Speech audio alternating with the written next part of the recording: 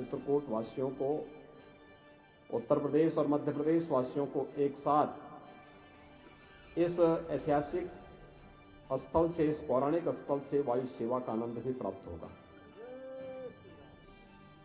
यहां पर बुंदेलखंड एक्सप्रेसवे का लिंक एक्सप्रेसवे के लिए हम लोगों ने 1300 करोड़ रुपए सैंक्शन किए हैं और वह कार्य युद्ध स्तर पर चल रहा है। जमीन अधिग्रहण की कार्रवाई चल रही है। चित्रकूट के बाईपास के निर्माण का कार्य हो या फिर चित्रकूट से जुड़े हुए उन पौराणिक और ऐतिहासिक स्थलों का, चाहे वह लालापुर भगवान महर्षि वाल्मीकि जी की पावन जन्मस्थली के सुंदरीकरण और उसका पुनरुद्धार के कार्यक्रम को आगे बढ़ाने का कार्य हो, या संत तुलसीदास जी के पावन जन्मस्थली की सुरक्षा और उसके सुंदरीकरण के कार्यक्रम को, इसको हमारी सरकार तेजी के साथ आगे बढ़ा रही है। यमुना नदी से तुलसीदास जी की जन्मस्थली की सुरक्षा के लिए भी पुख्ता व्यवस्था की जा रही है। मुझे बताते हुए प्रसन्नता है कि पिछले ही वर्ष हमारी सरकार ने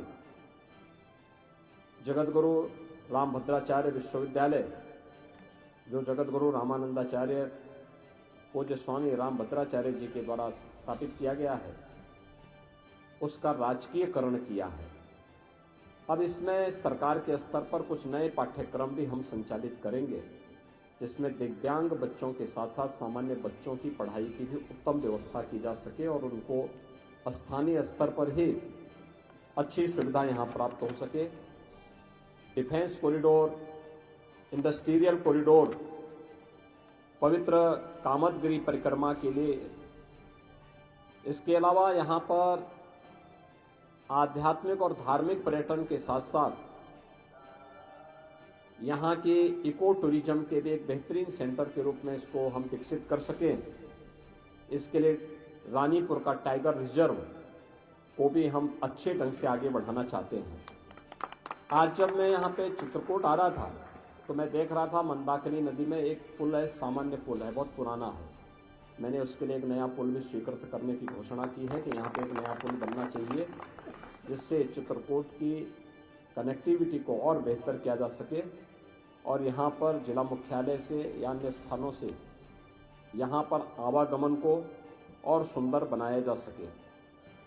इसके अलावा यहाँ की अन्य सड़कों के कार्यों को भी हम लोगों ने प्राथमिकता के आधार पर लिया है। आज मैं खासतौर पर यहाँ मां मंदाकिनी के तट पर भगवान राम ने जहाँ पर संत तुलसीदास जी को दर्शन दिया था, इस पवित्र घाट का दर्शन करने, पूजन करने के लिए आया हूँ।